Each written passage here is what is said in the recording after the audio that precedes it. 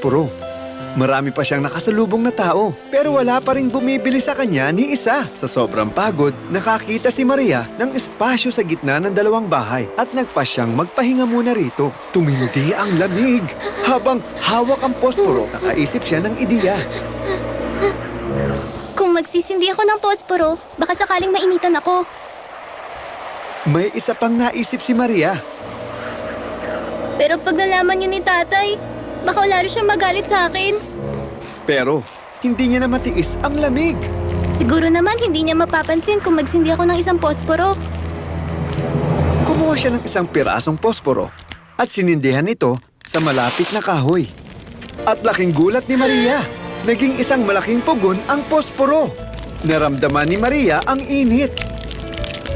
Lumapit siya sa pugon para lalo siyang mainitan. Masaya si Maria. Ngunit ilang saglit pa, nahulugan ng niebe ang posporo at namatay na ang apoy nito. Nalungkot si Maria. Ilang minuto pa, gininaw ulit si Maria. Nag-isip siya ng ilang saglit at kinuha niya ulit ang posporo. Kumuha siya ng isang piraso at sinindihan ito sa dingding. Laking gulat niya nang makita niya ang nasa kabila ng dingding. Nakita niya ang loob ng bahay. Napakaganda ng bahay at maraming palamuti. Merong teya, maraming ilaw mula sa mga kandilang nakasindi. Naghahapunan ang pamilyang nakatira rito. Nakita ni Maria ang napakaraming pagkain tulad ng cake sa ibabaw ng mesa. Habang masayang nagkukwentuhan at nagtatawanan ang pamilyang kumakain doon. Nakita ni Maria ang inihaw na gansang nakahain sa mesa. At nagulat siya nang makitang nakatingin ito sa kanya. Tuwang-tuwa si Maria. Ilang saglit pa, unti-unting lumalapit ang inihaw sa kanya. Kinatuwa ito ni Maria dahil talagang gutom na siya. Lumapit ang inihaw sa may bintana.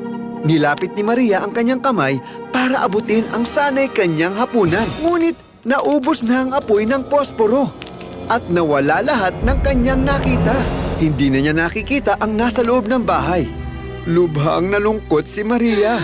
Tumingala siya sa langit at nagdasal sa Diyos upang tulungan siya. Oh, Diyos ko! Palayain niyo po ako sa aking kinalalagyan. Bigla na lamang nakakita siya ng isang bulalakaw. Napaisip si Maria. Sabi nila, kapag may dumaang bulalakaw, may mamamatay. Malubha na ang sakit ni Lola.